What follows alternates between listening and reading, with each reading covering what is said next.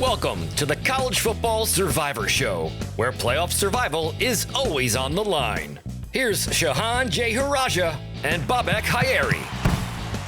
Hey everybody, it's the College Football Survivor Show. I'm Bobak Hayeri with my co-host Shehan J. Haraja, national college football writer for CBS Sports. We're glad to have you with us, and we're basically halfway through the regular season. So what we're going to do is we're going to do a couple of check-ins. We're going to give our own playoff bracket. And then we thought it would be interesting to kind of take a look at the race for the Heisman Trophy, assess it, see who our halfway Heisman might be. And then we're going to take a look, of course, at several of the biggest games coming up this weekend. But before we dive in, let me remind you, you can find us on X and TikTok at CFP Survivor Show, where we have video highlights of the show, run polls, and listen to your feedback. Please take a moment to like, rate, and subscribe to us wherever you get your podcasts. Well, Sean, how are you doing this wonderful Wednesday as we record this? I'm good. It's a busy Wednesday this week, so a lot of different appearances. I'm actually heading up to the University of North Texas after this, which should be a lot of fun to talk to Eric Morris and the gang. So yeah, just trying to make it through another week. It's crazy that we're already more than halfway through the college football season. Yeah, absolutely. I mean, and as we kind of were saying before we went on the air, we're going to be talking about some of the big games, but it's the games you're not looking for that are going to cause the chaos. Although I do remember a week ago when we were recording our preview for last week, I said, that Boise-Hawaii game could get weird, and it did. Luckily, they were able to break away at the end if a Boise State fan. But yeah, so I think we're going to start out by kind of assessing who we think is going to make the 12-team playoff field. It's still an exciting, I think it's going to be exciting for years, but I mean, it is just extra exciting because this is the first time we get this. This season is shaping up to be as exciting as really the last time was, I thought, the first year of the 4-team playoff, which was also just an exciting race to see who was going to make that. And as we've talked about, and maybe I'd love to hear your thoughts on this, the 12-team playoff has given us opportunities to see games as potential playoff games or play-in games that we hadn't before. What have been some games for you that you were surprised at how exciting they were, at least in this first half of the season? Well, I think what's interesting above all is that it just changes the way, frankly, as a national reporter, you're able to cover the sport. So all of a sudden, Iowa State's comeback over Iowa is like a huge game. That same week, SMU losing to BYU. That's a huge game that has major implications that carry across, frankly, the rest of the season. Of course, you can look at some of the normal ones, like Alabama's game against Georgia is one that we'll talk about forever. The Ohio State kind of mistake against Oregon at the end is going to end up being a big one. Something that I think that I'm really curious about. It's like, okay, well, if we're in a 4-team or 2-team playoff / BCS era, we're basically not even talking about most of this, right? We're not talking about what's wrong with Alabama. We're not talking about, whoa, BYU's got a little something there. We're not talking about so many of these things. This in so many ways, I think, has turned into a perfect season for the college football playoff. I even think of for the group of 5 race, like Boise State going up and coming within a field goal of beating a team that probably is going to be the number 2 in the country, at least heading into conference championship weekend in Oregon. There's just so many games that I don't think we would have even had the ability to try to do something with if not for the 12-team college football playoff. Yeah, I mean, it would be really interesting to imagine had any other season, at least prior to this one, the conversation for Alabama after losing the Vandy would have been like, well, they're not going. Yet Georgia would have benefited from only because we would have been in that same thing with that same conversation we always get into. Like you pick the best team or the best time of the season to lose. And that's still going to be, I think, a factor, especially for the at-large bids. But yeah, it has been interesting. And that G5 race has been absolutely fantastic. I mean, I love the fact not only Boise State is doing so well and has arguably the Heisman leader in the clubhouse at this moment, and something we'll talk about a little later in the show, but the fact that you have Army and Navy, the fact that there's still one-loss teams in the G5, like UNLV could play their way right back into it. I mean, Boise State's got one loss, and if UNLV can win out, they're still quite an interesting one because only team they lost to is a Syracuse team that's quietly out there. They only have like one loss, but they just aren't ranked right now. There's so much excitement, and the fact is, and one argument I have here, and I would love to hear your thoughts on this before we dive into it. Are we going to reach a point where conferences are going to see, and this is something that came up, I think, even when the 12-team playoff format was announced. Are we going to see a disincentive for the conference playoff game, for the, championship games? Because I almost feel like, particularly the Big 12, is in a pickle, which, think about 10 years ago, when they were starting the 40-team playoff, the fact they didn't have a championship game hurt them when it came to the TCU Baylor debate. Neither got in. And then this season, it could end up costing them 2 bids in the playoff if really only the conference champion gets in, because the runner-up took an extra loss. Well, we saw this back in 2017, actually, in the Big 12. It wasn't in the playoff, but Oklahoma beat TCU by, I think, 3 touchdowns at the time. And that game existing actually pushed TCU out of the New Year's Six. They ended up number 13 and got nudged down to the Alamo Bowl because technically they were a 3-loss team instead of a 2-loss team, which they would have been if there wasn't a conference championship game. So it definitely will be interesting. So like, I think in the Big Ten and SEC, winning is going to be super valuable because you get a chance to get that bye. And so I think that the other piece of this is that, I mean, if you are the runner-up, I was actually having this discussion a little bit with somebody from work, and it's like, if you lose the conference championship game and like you're a Big Ten or SEC team, you're putting yourself in a really difficult situation. And the reason that I say that is you had to play a 13th game. Now you don't get a bye, so you have to play an additional game on top of the games that the bye teams will have to play. So suddenly you're playing 17 or 18 games. What's the number? I think it's 17 that you're going to have to play if you don't get a bye.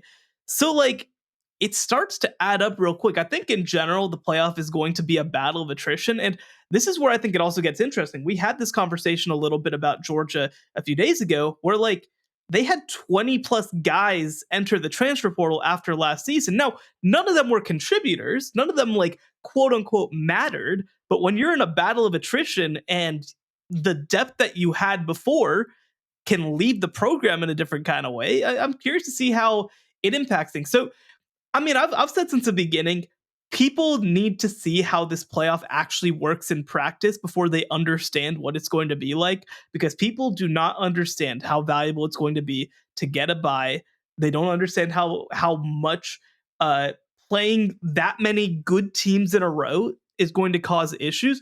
And again, we have this moment right now in college football where there isn't a Saban superpower necessarily that can just demolish everyone in their path. And so for even the best teams in the country, if you have to play 3 or 4 games in a row against top 12 national teams, I think there's going to be, look, I'm not saying that the 12 team is going to win the national championship. That's definitely not going to happen. I think that we're going to see more 10 seeds beating the 2 seed than maybe we expect. Yeah, I think you've hit the nail on the head, particularly with attrition. One thing that was striking me, particularly looking over the week's news, is we're at that stage of the season where injury reports are starting to see players that maybe I knew about them, but I hadn't been paying super close attention to their games. And you're like, oh my goodness, they're out. So that's gonna make an impact, and particularly those really stacked rosters like a Georgia could potentially, we'll see the benefit of it. Particularly once we get to the end of this season and start looking at several games for the playoff run, depending on where folks finish. So all of that said, I think it would be fun, as you said, an opportunity to kind of build where we think the playoff might be. And I'll let you lead off. How did you want to do this? Do we want to first see who we think our conference champions will be, particularly including the G5, probably because there are scenarios where it's becoming more fashionable to say that a Boise State, should they win out, might be the team to kind of climb into the 4 seed. How are you looking at that? Yeah, let's talk about our conference champions first. And I will say that while I think that Boise State has a really legitimate shot to play their way into the top 10, to have a shot at being one of the bye teams, I do have the 4 power conferences with the byes. So Likewise. let's start with the SEC, who I have as my number 1 seed, and that's Texas. The gap right now between Texas and the rest of the SEC, I think, is kind of stark.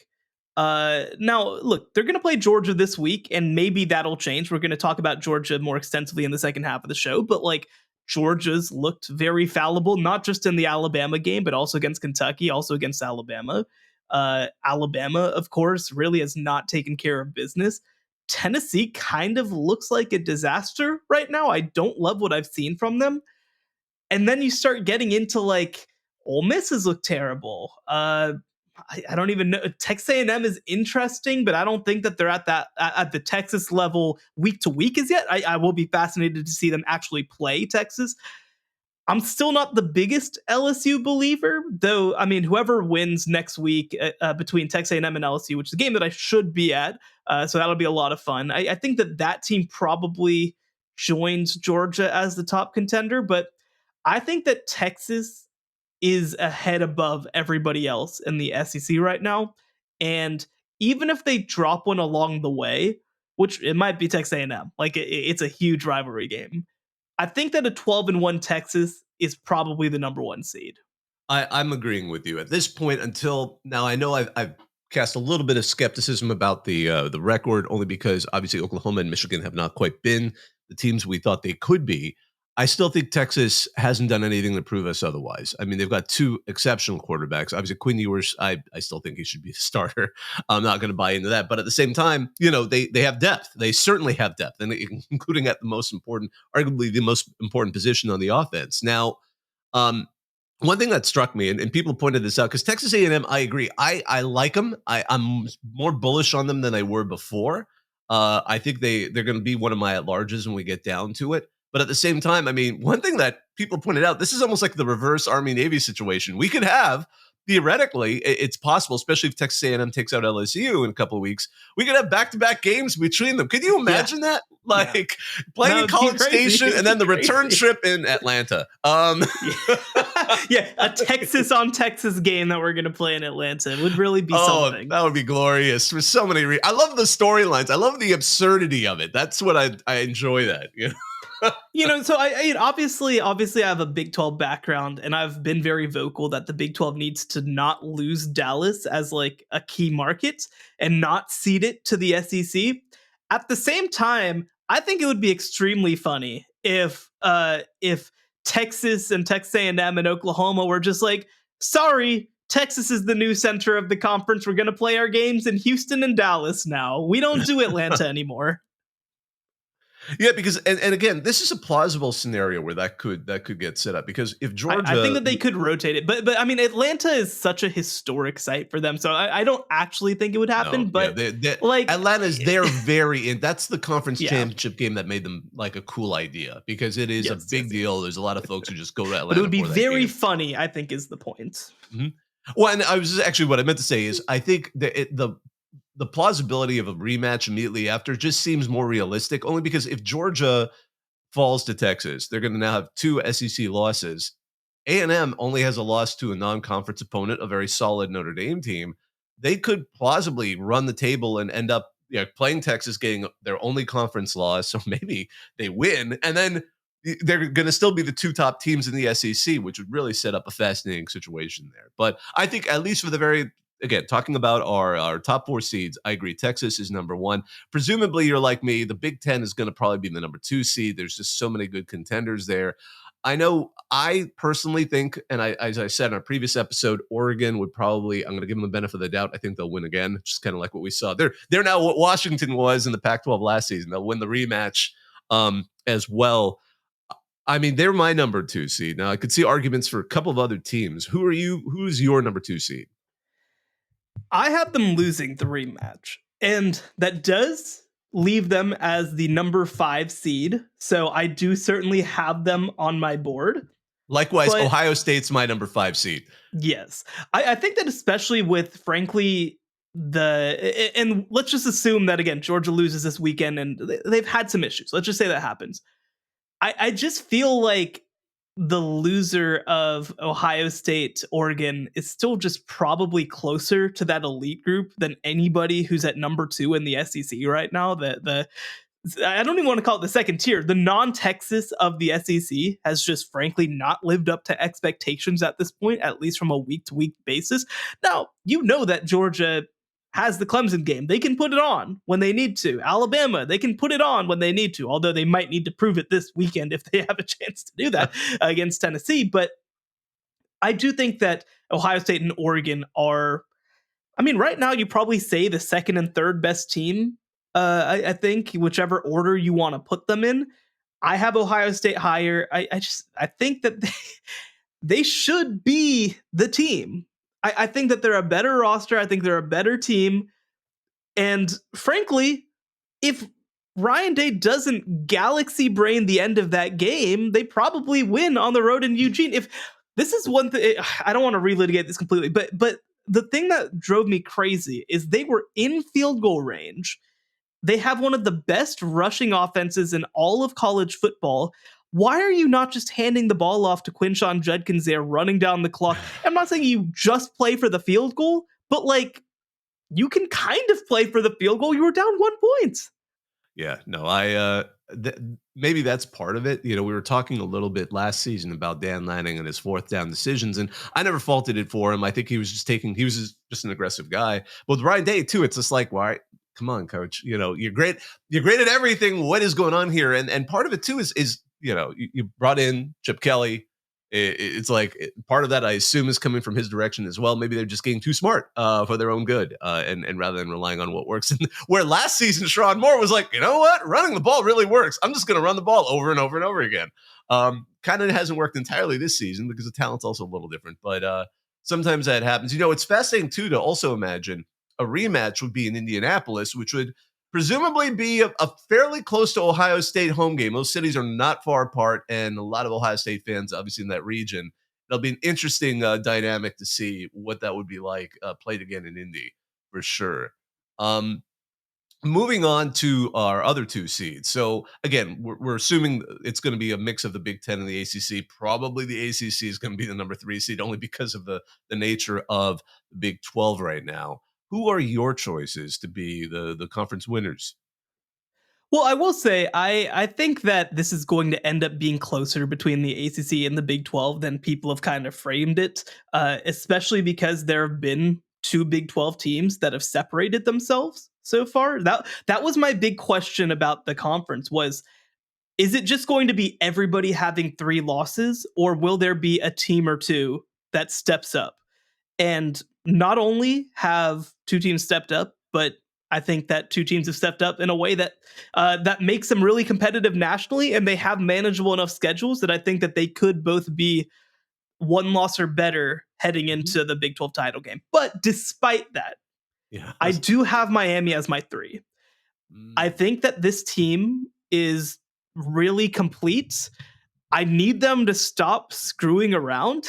That's going to be a big part of this, is they just are trying so hard to blow it. I actually think that this game this week, Miami going to Louisville, is really interesting because Louisville is a good team, but they're specifically bad defending the pass. They're 107th nationally in defensive, like, passing success rate allowed. And this is a bad team to be bad defending the pass against. So if Miami goes out and wins by 2 touchdowns, I'll feel a lot better about it. But regardless from here, like, they don't have a lot of challenges. They'll play Clemson most likely in the conference championship game. And that's kind of the question, right? Is do they win that game or do they lose that game? But if they win that game, which is what this assumes, they're probably at worst 12-1. Realistically, they should be 13-0 if they win that game, which is part of why I have them at number 3. So I do think that Miami gets through as number 3, but I'm telling you, you got to stop screwing around and go out and dominate some teams. Yeah, and I think my main reason for keeping them in the 3 position is regardless of who wins, and I assume it'll be a Miami-Clemson showdown. And of course, there are chances, certainly, SMU or even one of these other teams like Syracuse could just surprise and climb their way into it. But if it is just a Miami Clemson poll, I'm just going with poll inertia. They're both already well into the top 10. They'll probably stay above whoever comes out of the Big 12, who will also probably be in the top 10. But they'll stay ahead of Boise State, not necessarily the eventual ACC champ. I have just been, because of, I'm not sure what's going on with and I'm very curious to see coming off of this bye week if Miami's a lot more focused, because that Virginia Tech game and obviously the Cal game, and part of it, and we'll get to this maybe a little bit in our potential Heisman race discussion. That's also, Cam Ward giveth and he taketh away. I'm just feeling like that's what it's going to come down to. We're going to see moments where he's a little too aggressive, makes kind of a like, why did you do that, Cam?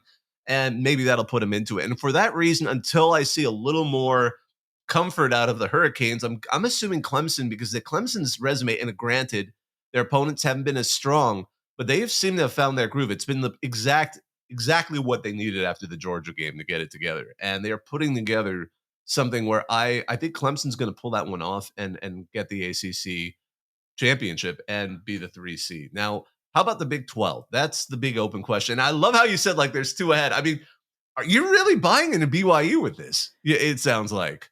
Well, look, it's taken me a lot and a while to make that happen. Because, like, again, I think that what they're doing, I made the comparison on another podcast I went on. The things that they're doing are quite Iowa-ish. And I think that that's a hard way to play and win games, because it's about field position, it's about getting stops, it's about forcing turnovers. Like, you kind of have to do everything right when you're playing like Iowa. But they have kept doing it. Like, how many times do we have to ask them to do it before we just say this is real? They did it against Arizona last week. They won by 22 points. They beat Kansas State at home by 29 points. They went on the road and beat SMU by 3 points. Like, they keep doing it. And at a certain point, like, I just have to take it seriously. And the other piece, too, that gives me a lot of confidence in BYU is that their schedule ahead is very manageable. Their road games are at Arizona State, which will be a legitimately interesting game, at UCF, who looks terrible, and then the Holy War game against Utah, which like is a road game, but like obviously both sides are going to be very well represented at that game. And then their home schedule, Oklahoma State, Kansas, Houston, that should be 3-0 with the way that those teams are playing. I don't know. So, that Cal may have headbutted some sense into Mike Gundy and got him to coach really well. I'm not too concerned about that. But I think so. That's the BYU case. Now, BYU's not the team that I'm putting in here right now. Though I will actually say, we'll get into it in a second. I have BYU actually in my field right now as an at-large team. I think that they have reached that level. And if they make it through the season and are 12-1 and lose the Big 12 title game, which I think is very possible. I think it's probably going to be 2, but if it's 1, I think you have to put them in, frankly, especially since their only loss would be to another playoff team. And also that they would have multiple wins against ranked opponents and a lot of wins against bowl-type teams as well. But I just think that they're at a point where you have to put them in. But I lean Iowa State, and this is just straight up I think Iowa State will beat BYU in the Big 12 title game. I think it'll be really close. Like, I think it'll be really good, a really fantastic game. I joked before, like, Iowa State BYU might set a Big 12 title game attendance record because both these teams travel just incredibly well. The question with Iowa State is that their schedule is a little bit tougher. They play Texas Tech at home, Cincinnati at home, who's turned out to be pretty good, at Utah versus Kansas State. I think that there might be a loss in there somewhere. So I think that you're looking again at a 12-1 team, but with a win over BYU in the conference championship game. And that's what keeps them behind Miami. Now, I will say, you put Clemson at 3. I'd be curious, right? Because they got destroyed by Georgia, and that loss, like, it's not bad, but like Georgia doesn't look super elite at this point. I don't think that you can look at it like you look back at the Georgia-Oregon game in 2022 where it's like, okay, well, Georgia was just a killer. I don't think Georgia's killers this year. So I do think that a Clemson versus 12-1 Iowa State or BYU will be an interesting discussion. If Miami's 13-0, Like, obviously, I think that gets them to number 3, but I would be more curious with Clemson. I think there's an argument there, certainly. I actually, it's funny for all the for kind of testing you a bit on your reasoning for thinking BYU might even make it. I actually picked BYU as my conference champion just because I'm a sucker for this. I think sometimes the team is just charmed and they're going to have their special season, and they might end up getting crushed in the playoff. We've seen that. Certainly, TCU found it, turned back into a pumpkin at the worst possible moment. But I think I'm curious to see if BYU can make it. I think they can. I think it's such an interesting conference that their schedule is just, and this is kind of interesting because as we kind of pointed out, their toughest games are mostly behind them at this point. They may also be able to keep potentially healthier until the end of the season too. So they may be at the perfect moment of strength for going into that conference championship game. So but also I included Iowa State in my at-large bids because I think it's going to be a setup where we're going to see two teams that are going in with enough good enough records that they may qualify. Now, the interesting thing we might get to is how we stack them up with our at-larges, but that's where I put them. You know what's fascinating, just real quick, is that I believe that means that both of us will have 2 representatives from both the Big 12 and the ACC when we talked about over the offseason the idea that there's no way in our minds with the way that these conferences looked that these teams had a chance for a second. So I think, and some of that has to do with the SEC's non-Texas struggles, but still, that's a pretty big deal. It is fascinating. I mean, it looks like the SEC has single-handedly freed up these spots, mostly because, and I was saying this early on, I'm just saying, I was like, I think people are just giving the SEC a little too much credit for games that may not have been all that impressive. Again, like, oh, wow, Tennessee destroyed NC State. Well, yeah. That ended up being my worst projection of the year, was NC State being barely good. Well, no, you weren't the only one. And even then, people who didn't think they were necessarily an ACC contender were thinking they'd still be much better than the team we're seeing right now being fielded out there in Raleigh. But, should we just go through kind of quickly how we've ranked the rest of our at-larges? Both of us have the loser of the Big Ten being number 5. So it's either Oregon or Ohio State, yes. Depending. How did you rank the rest of your at-larges? So here's what's interesting. I don't know what to do with the next tier of the SEC. So I actually ended up, and part of this is going to be just wins and losses and resume. I think that they will just have a slight advantage because their schedule is frankly easier. I have Penn State at 6. I think that they'll be an 11-1 team and not play in the Big Ten title game, which actually might be a blessing for them. So they won't pick up potentially another loss. Though I will say too, it's going to be really interesting. I think that we will run into legitimate questions of who's going to make it to Indy, because we might have multiple 8-1 Big Ten record teams. Mm-hmm. Now, where it gets interesting is Ohio State has to play both Penn State and Indiana. And if they have to win both those games to make it to Indianapolis.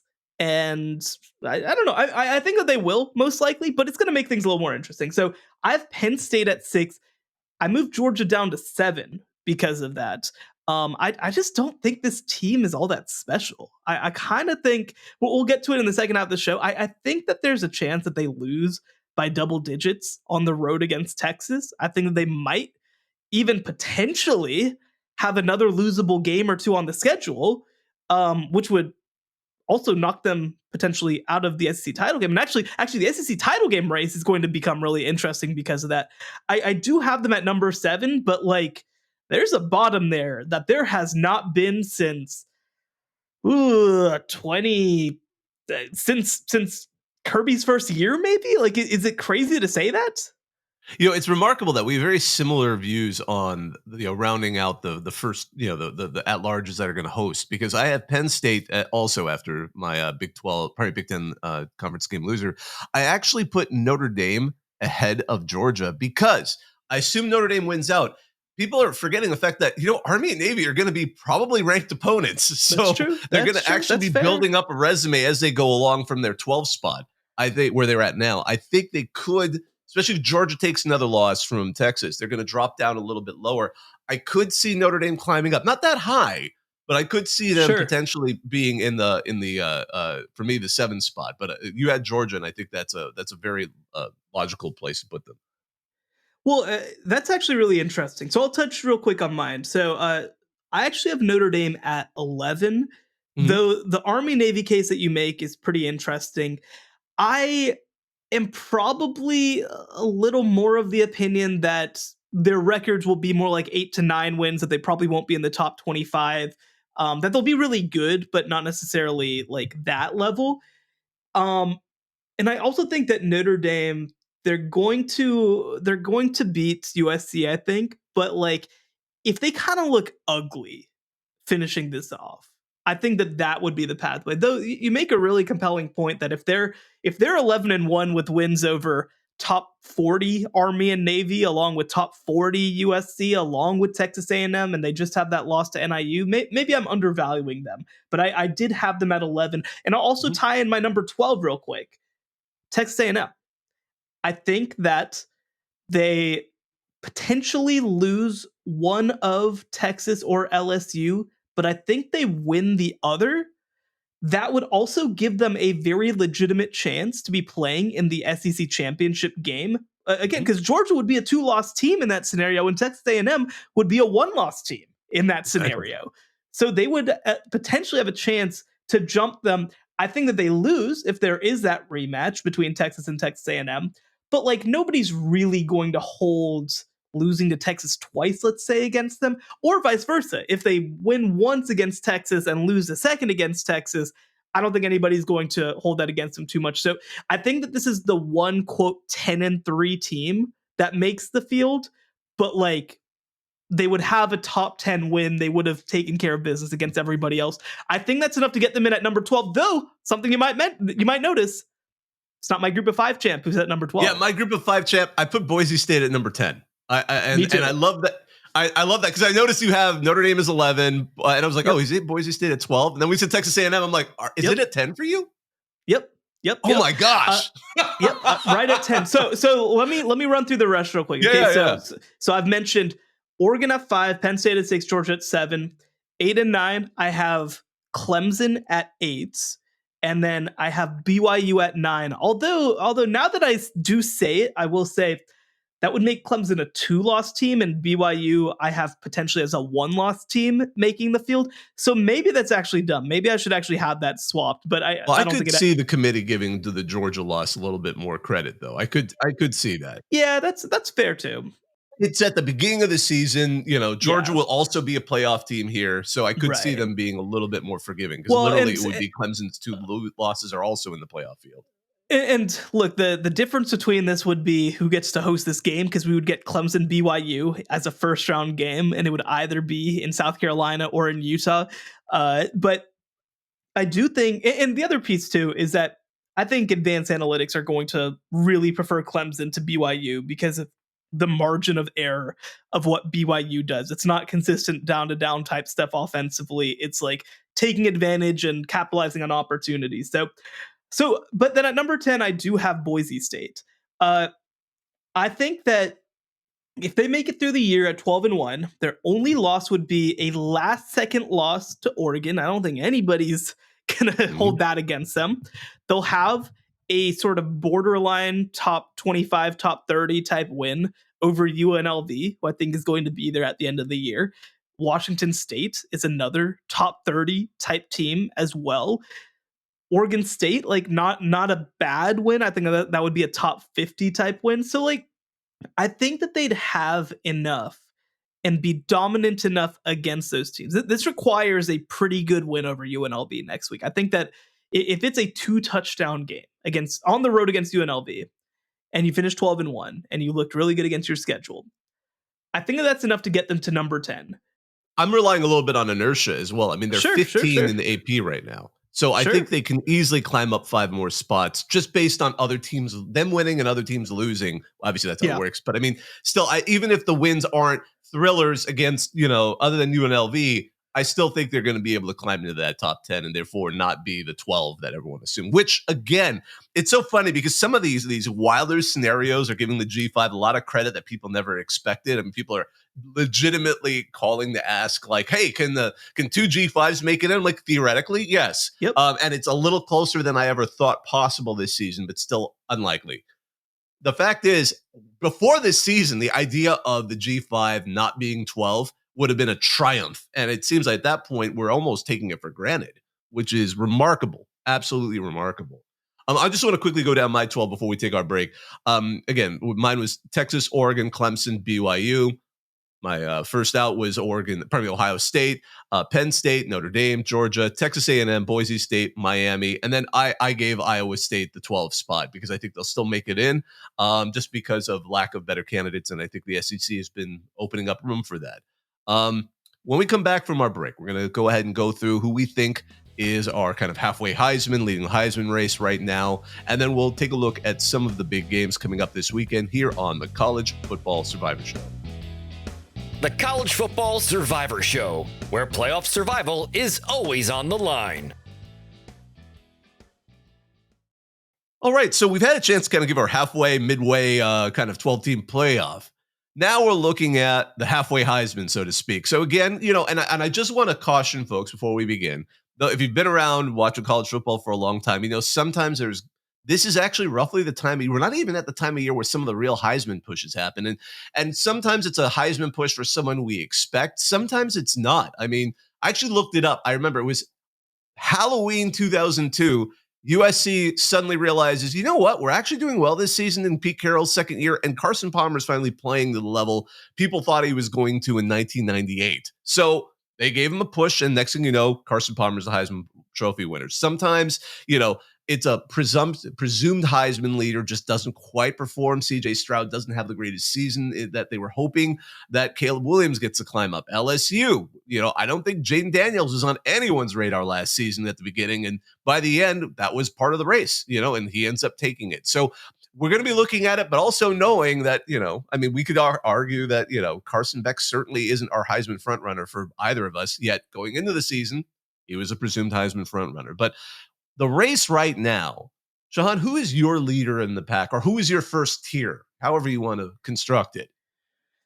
Yeah, to me, the leader right now is Ashton Jeanty, and it's a small gap between him and Travis Hunter, who I consider right this second to be the runaway leaders. But part of it is Travis Hunter was hurt last week, and I think that's going to hurt his case a little bit. Part of his case was kind of being like a two-way Ironman, and frankly, I was a little concerned about whether that was feasible. I mean, last year he wasn't able to stay healthy the whole year. Now it was more of a sort of an acute injury last year, whereas this year it's a bit more wear and tear. But that was always a question for me, is whether he'd be able to keep it up physically. But Ashton Jeanty to this point has just been unbelievable. I saw a stat this past week that apparently against 8-man boxes, Ashton Jeanty averages 8.9 yards per carry, which is just the most ridiculous thing I've ever heard. And look, obviously that's impacted by the fact that if he gets through that first level of safety help, there's nobody there to help. He just breaks away for a touchdown. But he does that consistently. And the other piece too is that Dirk Cutter, their offensive coordinator, he sees an 8-man box and he's like, okay, bet, no problem. And this is one of the greatest running back seasons that we've ever seen ever. He is right now on pace to at least compete with Barry Sanders for the all-time rushing record, and he's close to competing for the touchdown record. And people will say, well, Barry Sanders only played 11 games. It's not quite the same, which is totally true and totally fair. But Ashton Jeanty would be doing it on 100 less carries if he played 13 games than Barry Sanders would be in 11 games, because Barry Sanders touched the ball. Football back then too. You didn't have, and he's still not Jeanty, as you say, he's not being used at that same level, right, because a lot of these teams are more balanced. Barry Sanders is at 33 carries per game. I believe that Ashton Jeanty's at 19 carries per game. So look, I I think that he's been as good as anybody. This is potentially the best Boise State season that we've seen since the Statue of Liberty in 2007. They have a chance to make the college football playoff. Now, I will say, I think that his Heisman case is not totally incumbent, but largely incumbent on them making the playoff and winning the Mountain West. Because look, this is part of it too, is that when I think of the Heisman Trophy, like people are like, oh, well, it's just a best player award. No, it's never been a best player award. That's not the point. I think that it, in a lot of ways, is a story award. It's what is the biggest story of the season. And that was always my worry with Travis Hunter, is that Colorado would not be relevant enough for him to be able to win it. Now, I think that they've actually kept relevance better than I expected.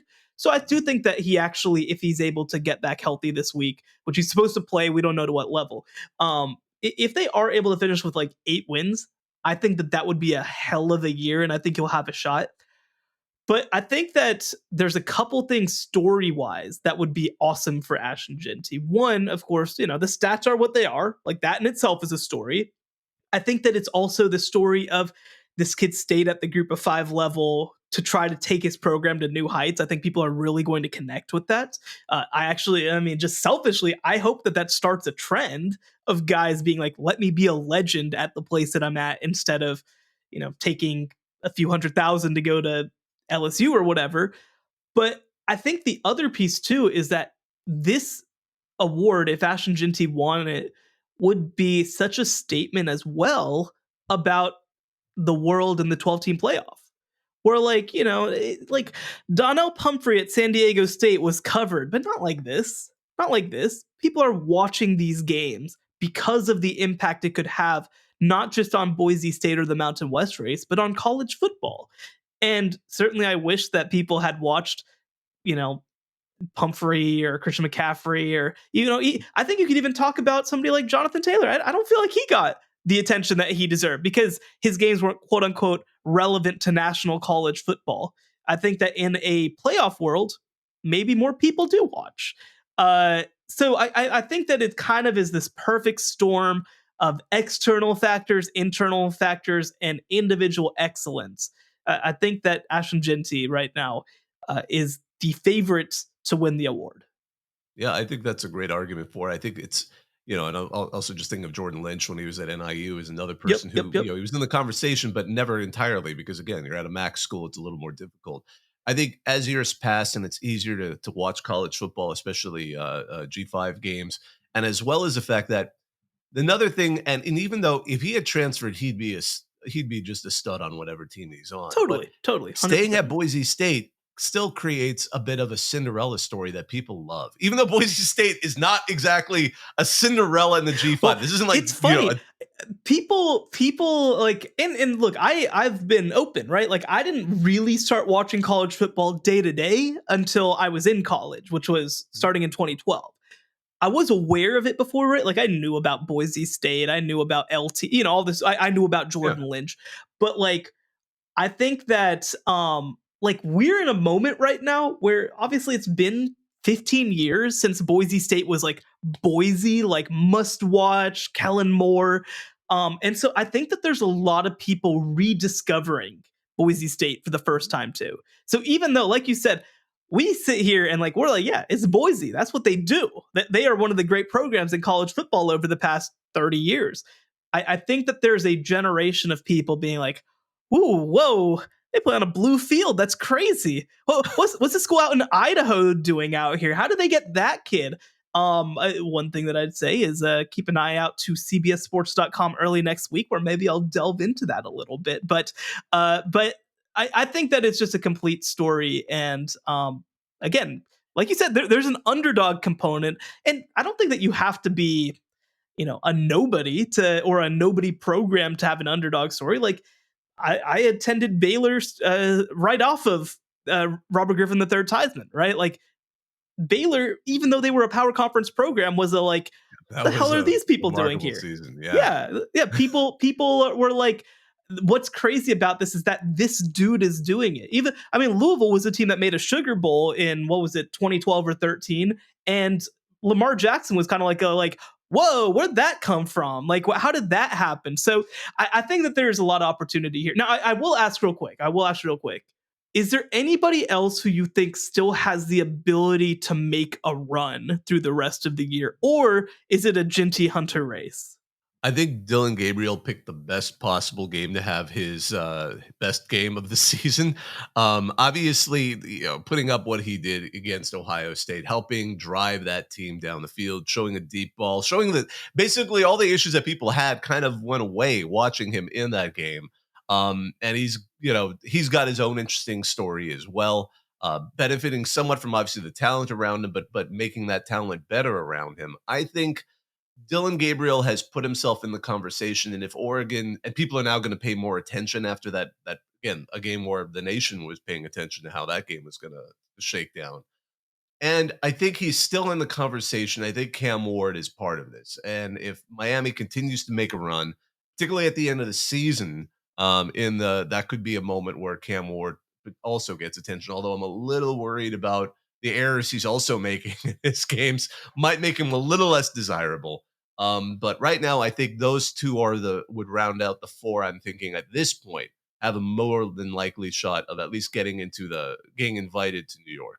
I think those are good names. I definitely am just like lower on Dylan Gabriel kind of as a player, to be honest. Like, you look through the first couple weeks of the season, he had not been all that good. Like, they had downgraded pretty significantly through the first couple of weeks. Now, he saved his best game for the one that people were actually watching. I don't know how many people watched Oregon Boise State on Peacock. I don't know how many people watched Oregon Idaho early in the year, right? So maybe that'll like actually end up protecting him in some ways that people weren't paying attention before.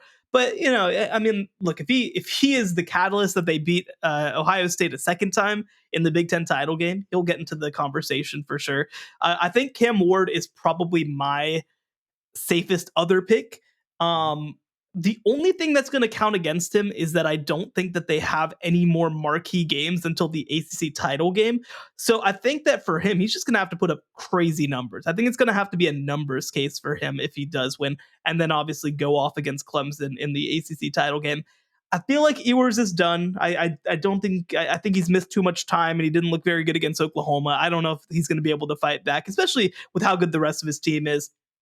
Carson Beck's kind of interesting, but like, you have to dominate Texas twice and beat them both times to even like start this conversation. And I just don't think that's going to happen. I don't see that happening. I mean, they're missing Brock Bowers, Ladd McConkey, and they're missing the guys they lost for sure. Yeah, they definitely are. And last name that I'll throw out there, I don't really believe this one, but like let's dream for a second. And then maybe let's talk about his game right after this. What if Curtis Rourke keeps us up at Indiana? What if he keeps throwing for 3 touchdowns a game and Indiana? Well, here's the issue. Indiana would have to beat Ohio State for this to happen. But, like, I don't know. Sure, why not? Why not Curtis Rourke? He's at 1,700 yards, 14 touchdowns, 2 interceptions. He's at a 91.9 QBR at this point, a 129.1 passer rating, completing 74% of his passes. That's pretty crazy. Like, that is pretty crazy. And Indiana, too, like, something I have to throw out there is, like, this team is the most improved team probably in all of college football. And he is the catalyst behind it. So, again, the issue is going to be, where are the moments that people remember? It's going to be at Ohio State on November 23rd. So you probably have to beat them and look good doing it to have any chance. And then you also have to beat Michigan on November 9th. And also, I think you probably have to make the Big Ten title game. I don't think you have to win it, but then you have to put up a good performance in that game as well. Mm-hmm. So that's the path. It's a lot, but like, I don't know, man. Curt Cignetti just wins. Yeah, you can't totally discount that possibility. One other name I just wanted to ask about, only because I wonder if he's having a reverse Dylan Gabriel situation where he had one bad performance. Unfortunately, it was a nationally broadcast highlighted game in Mercedes-Benz Stadium. But Cade Klubnik's been great since then, and Clemson's been great since then. Do we think he has do you think he could work his way into the conversation as the season goes on, or did that boat sail too quickly? I don't know about all that. I don't know about all that. I mean, like you said, he's been really good since that game. 17-1 touchdown But interception like he was ratio, under threw for at least 50% against Stanford, right? He completed 48% of his passes. He was 57% versus Florida State. I think the issue right now is that I don't trust him to continue to be good against good teams. The but like they won't really they'll play at Pitt on November 16th in a game that actually could be pretty good. They play South Carolina on November 30th. That's like a legit defense for sure. Mhm. And then they'll play Miami in the ACC title game. I mean, I don't know, man. I do feel like, in fairness to him, like I do feel like some of this is probably like baked in, like opinion that Mm. he's not that level of player, and especially And when that's you something that's look, dogged him for a while now. So yeah. yeah, and that's probably not fair to him, but like what what's his most impressive performance slash win since then? Is it beating Wake Forest? Is it like, I mean, he went off against App. NC State looks absolutely awful. Like I just, that's also I think going to end up being an issue for him, is like I just don't know who you brag about playing. And I think the other piece too is that Clemson is just so known as a defensive program that the NC State game, the score obviously is misleading, 59-35. It was like 42-7 at one point. Stanford scores 14, Florida State gets 13, Wake Forest gets 14. I just don't know how much credit to he's going to get uh when you're on a team like that. That's a great point. One thing that just made me think about is the greater ramifications of Florida State just completely flopping this season is other teams that was going to Yep. be their moment. It's not a Yep. moment. Remember we talked about that. Wow, no one's even talking And about Clemson playing Florida State. Thomas Castellanos got it. That was it. My goodness. All right. Well, I think that's a good lineup for our potential. By the way, one player I just want to throw out, it's not going to win the Heisman, but did we just watch the John Mackey Award for the outstanding tight end get locked up by Tyler Warren after that performance against USC? Like, that was ridiculous. I gotta admit, I'm so mad about this narrative shifting after this game. Not because of him. Tyler Warren is incredible. But Harold Fannin is top 10 in the country in receiving yards for Bowling Green.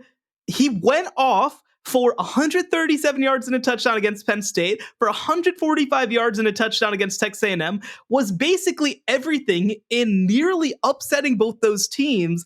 And like now everybody's forgot about him. Like now nobody cares anymore. I tried to get him onto our CBS Sports midseason All-America team, but again, the timing was impeccable by Tyler Warren. He was coming straight off that game.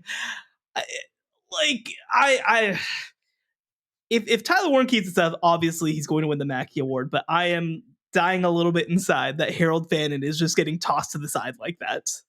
One thing that amuses me is the last time we saw a performance like that was also against USC when Utah's Dalton Kincaid 2 seasons ago in the regular season had a 16 catch. You did against a Lincoln Riley defense? Congratulations. Well, apparently tight ends are like the key to defeating him. Who knew? Bowling Green versus USC. Let's line it up. My goodness. All right. Well, before we kind of let's wrap this episode up by talking about some of these big games we have coming up this week. So there's 3 we're going to focus on, and there really aren't a whole bunch of great options. Actually, the 2 that are the obvious leads were Georgia at Texas, Alabama at Tennessee, and then we're going to bring up Nebraska at Indiana. But let's start with the big one that's happening, Georgia at Texas. What are your thoughts heading into this one? I feel like this is a hot take, but I kind of feel like Texas might win kind of easily. And the reason that I say that is defensively, like I think Texas is going to cause a lot of issues for Georgia. And my big question about Georgia, frankly, is like what offensively do they have that's easy? They had Brock Bowers before. They had Ladd McConkey before. Both of those were safety valves, escape hatches. What you needed to get 4 yards, like that's where you went. I don't think they have any players like that right now. And so much of what they do best, I'd say, is going more downfield with Dylan Bell and with Dominic Lovett.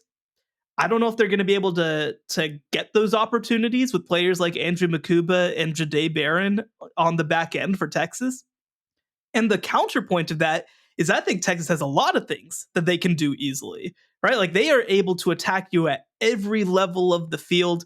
They've got a tight end in Gunnar Helm, who, as a receiver, is not as good as Jatavian Sanders, but is a more complete tight end with his blocking, with his ability to be attached, line up in the backfield. They're starting to figure out their run game a little bit. Quintravian Wisner looks like maybe the home run hitter that they haven't had to this point. And like, look, I think that probably the best scenario for Georgia winning this game is Quinn Ewers just still looking rusty, like he did last week at times against Oklahoma. But I think that you need to score 28 to feel like you can beat Texas, even with the way that Georgia plays defense. And I don't know, man. Like, if you look at the SP Plus, which rates efficiency on a play-to-play basis on offense and defense, Texas rates better than Georgia on both offense and defense, and it's not especially close. Like, they are substantially better in both aspects than Georgia if you look at the numbers. Now, at the same time, like, it's a big game. People get up for big games, but I've seen so many more performances where I see Georgia's flaws than I see Texas's flaws. And so I think that Texas wins by 10 plus points. No, it's not a bad take. I think might be the situation where the likelihood is if Texas wins, they're gonna take the roof off of Georgia, or if Georgia wins, it's gonna end up being a lot closer than people expect. I'm not sure if we'll see necessarily a close Texas win in this, but certainly playing in Austin, Texas seems to be a hot team right now. I don't see any reason to doubt that it'll be a Texas victory. My question now for the third Saturday in October, we've got Alabama and Tennessee.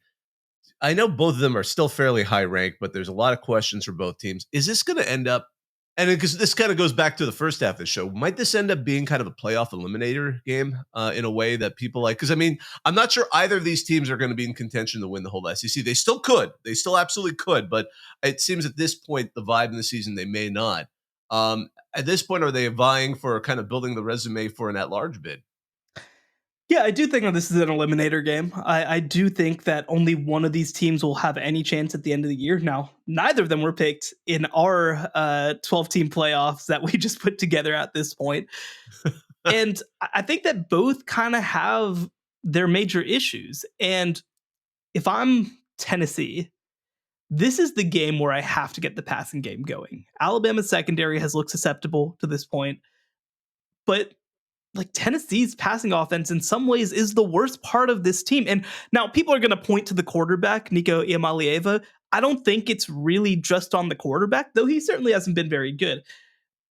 I don't think they're getting separation in this offense with receivers, and I don't think that they're protecting for the pass in a positive way.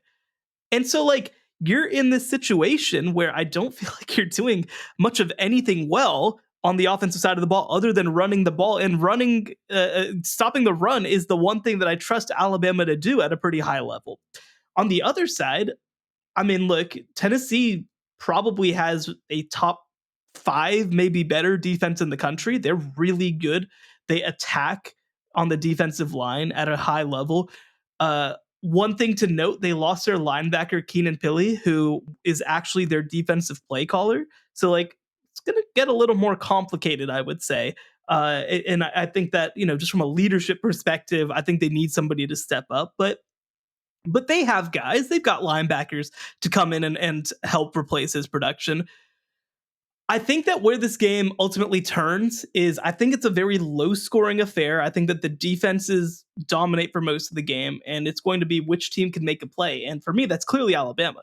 That they have one or two guys on their offense who can just change the game in one play. Ryan Williams, Jalen Milroe being chief among them. So that's how I think it goes. I think that, like, we could have a 6-3 game with 12 minutes left to go in the third quarter, and then just like Jalen Milroe breaks off a run and makes it 13-3, and it's kind of over from there. That's kind of how I see this one going.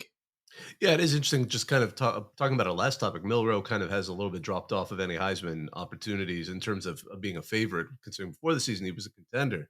But yeah, I think One thing I do want to note, as you pointed out, we didn't include either of these teams in our 12-team mock-ups, but I admit if in my brain I was thinking, the winner of this game was a debate for me if I was going to allow in both Big 12 potential contenders. It was actually going to be the exchange would have been, do I let in the winner of the Alabama-Tennessee game, which I assume will probably put together enough of a resume to potentially make it in, or are they going to be my first team out? And they were my first team out, which I'm sure will cause all kinds of offseason consternation, which we're not going to concern ourselves with now with the politicking there. The last game we wanted to touch on, and this is an interesting one only because it's not ranked versus ranked, but I think it is surprising. Nebraska is the best record of any Big Ten team that isn't ranked. They only have lost one team in overtime, and it's an Illinois team that I think is right now still a little bit flying under the radar and could climb their way back up because their only loss was to Penn State. So I think it's an interesting game. It's going to be played at Indiana. It's going to be an opportunity, I think, for the number 16 Hoosiers to kind of prove themselves a little bit. They've had they had a week off, so they're back. I think the nation's paying attention to Indiana a little bit more now. Again, they may not as many may tune into the game, but I think this is going to be one of those program defining games for this season that'll help people kind of establish that Indiana's for real. How are you looking at this game? To me, this is the game where Indiana's offensive line is ultimately stress tested. They actually kind of had a decent offensive line situation coming off of last year. They retained their offensive line coach, which was a big part of it, but they only transferred in one guy. The other four were all on their roster last year, and statistically, they've been as efficient as any group in the country, but Nebraska is a different type of challenge than Northwestern. So I think the question is going to be, how do they deal with the pressure, the physical pass rushing pressure? Nebraska is number 8 nationally in sacks. They have 2 guys in the top 40 who have a chance to cause some issues.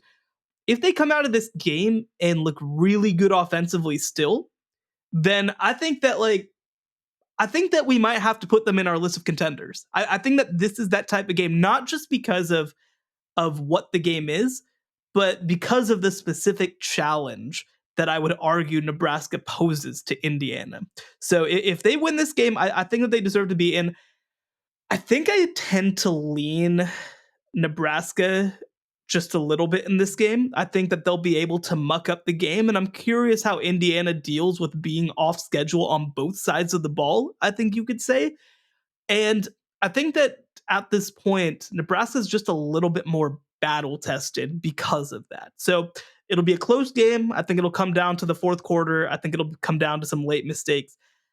I'd lean Nebraska, but again, if Indiana wins this game, I have a yes vote for them next week. And I just want to clarify, I made I think a little bit of a mistake. I think this is going to be the game to watch in that noon Eastern window because it's only going up against another arguably interesting game, the Miami at Louisville game, but the rest of the slate at that hour isn't as interesting. The other 2 highlight games are going to be actually in their own slots later on in the afternoon and evening. Well, we've been going on for a little bit. I think this is a good time to wrap this one up. Wanted to thank all of you for listening. We always appreciate it. And I want to thank our producer, Joey Aliberti. Be sure to like, rate, and subscribe to us wherever you get your podcast, write a review. We just love hearing from you guys. It's great. And you can also find us and participate with us on X and TikTok at CFP Survivor Show.